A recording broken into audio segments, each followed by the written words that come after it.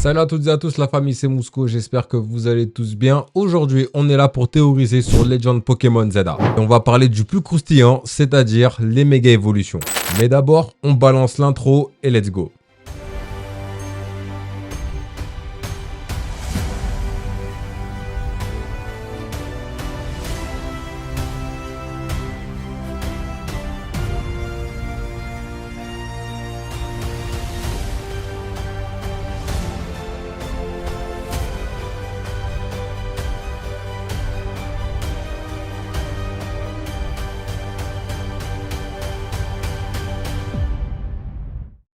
On nous a révélé qu'il y aura pas moins de 27 nouvelles méga évolutions et ça c'est vraiment énorme. Et la liste des Pokémon qui auront une méga a même fuité. Mais si ça vous intéresse, on en parle dans une prochaine vidéo. On sait que la méga évolution n'est pas un phénomène naturel. Il y a une sacrée histoire derrière.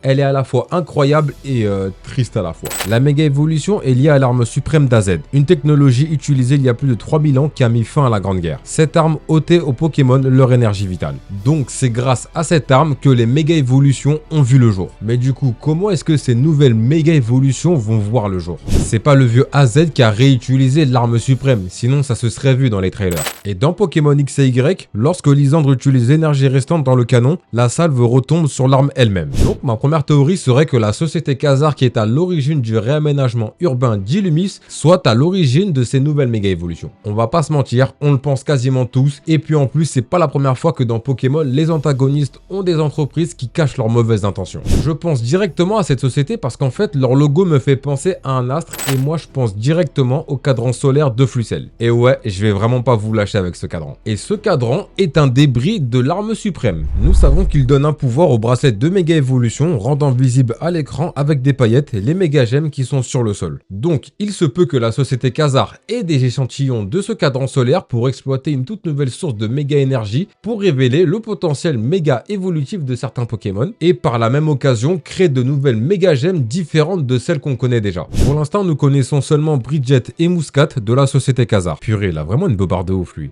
Bref, en tant que présidente de la société Khazar, Bridget est la responsable du projet de réaménagement urbain de la ville d'Illumis. La cohabitation pacifiste des humains et des Pokémon est son objectif primordial.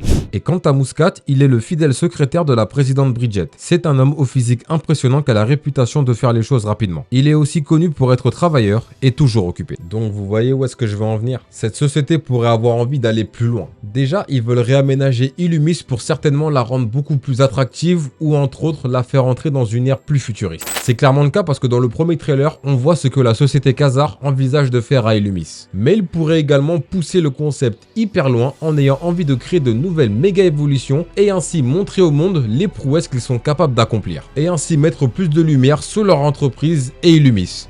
Paris, Illumis, la ville lumière, vous avez la référence. Du coup, toutes ces expériences pourraient devenir incontrôlables et bouleverser l'ordre naturel des choses et nuire à l'écosystème à une échelle mondiale. Ce qui pousserait Zygarde à intervenir finalement. Et leur but final à la société Khazar serait peut-être de créer une sorte de second Zygarde comme l'a fait Lysandre dans l'animé et ensuite créer son propre écosystème. Vous allez peut-être vous dire que je vais un peu loin. Mais quand on regarde le titre du jeu et surtout le Z et le A, on a l'impression qu'il n'y aura pas qu'un, mais bel et bien un deuxième Pokémon au centre de l'histoire. Et il y a pas mal de théories qui circulaient à ce sujet. Le Z correspondrait à Zygarde et le A correspondrait peut-être au second Pokémon.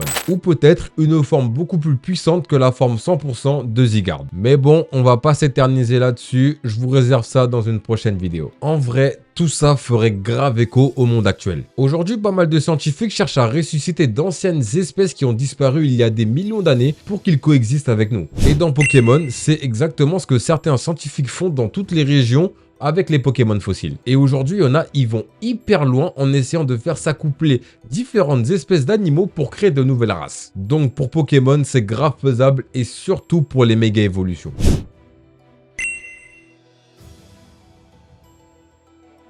Bien la famille, passons à la seconde et dernière théorie. Vous vous souvenez plus tôt, je vous parlais de Lysandre. Et s'il était de retour? Ou du moins, et si c'était lui qui a influencé l'apparition des nouvelles méga évolutions à Kalos? Pour le rappel, Lysandre a disparu lorsqu'il a utilisé l'énergie restante de l'arme suprême et la salve est retombée sur l'arme elle-même, faisant disparaître Lysandre qui était à proximité. Et si Lysandre avait finalement survécu et s'était retiré pendant quelques années afin que l'on croie qu'il est bel et bien mort pour qu'il puisse diriger la société Khazar sans que l'on se pose de questions. Déjà, vous vous dites sûrement comment est-ce qu'il aurait pu survivre. Déjà, règle très importante, tant qu'on ne voit pas le corps d'un personnage présumé mort, ne jamais en déduire qu'il l'est. Même si c'est vrai que dans Pokémon, on va jamais te montrer un cadavre.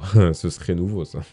Et je sais ce que beaucoup vont dire, on revoit Lysandre dans Pokémon Ultra Soleil et Ultra Lune dans la team Rainbow Rocket. Mais n'oubliez pas que ce Lysandre là est un variant, ce n'est pas le Lysandre qu'on a connu dans Pokémon X et Y. En gros, c'est un Lysandre qui vient d'une autre dimension. Et pour en revenir à Lysandre, il aurait pu être irradié par l'arme suprême tout comme AZ il y a 3000 ans lorsqu'il a utilisé la machine. Il aurait donc pu hériter de la même malédiction que ce dernier, c'est-à-dire l'immortalité. Bon après j'avoue, là c'est un peu tiré par les cheveux, surtout on ne sait pas combien de temps ça se passe après Pokémon X et Y. Donc moi je dirais peut-être 2 ans, 3 ans après comme on a l'habitude avec Game Freak. Mais après ils peuvent nous surprendre avec une histoire qui se passe 10 ans après. Donc même là j'avoue que le sujet de l'immortalité n'a pas lieu d'être. Parce qu'il n'y a pas besoin d'être immortel pour vivre 10 ans quoi. Mais il peut avoir quand même un lien avec la société Khazar, de près ou de loin. Regardez bien ce qu'on lit dans la description de Lysandre. Malgré son projet mortifère, plusieurs habitants de Kalos continuent à parler de lui comme d'une personne pleine de bonté qui les a aidés à un moment ou un autre de leur vie. Platane, pour sa part, juge louable le but promet de son vieil ami et ne condamne que ses méthodes. Il se pourrait que Lysandre soit réellement mort, mais que des personnes comme Bridget se soient inspirées de lui pour améliorer Illumis et plus largement rendre le monde plus beau. Après tout, Lysandre aussi voulait imposer sa vision de la beauté à l'échelle planétaire. Au fond, leurs idéaux ne sont pas si éloignés que ça. Et qui sait, peut-être que Lysandre a un lien de parenté avec Bridget. Ou peut-être Muscat, vu que les deux, ils sont froids et mystérieux avec des carrures imposantes. Et pour revenir sur Lysandre et l'arme suprême, il est possible que le dernier tir ait détruit la machine tout en provoquant des irradiations dans la région.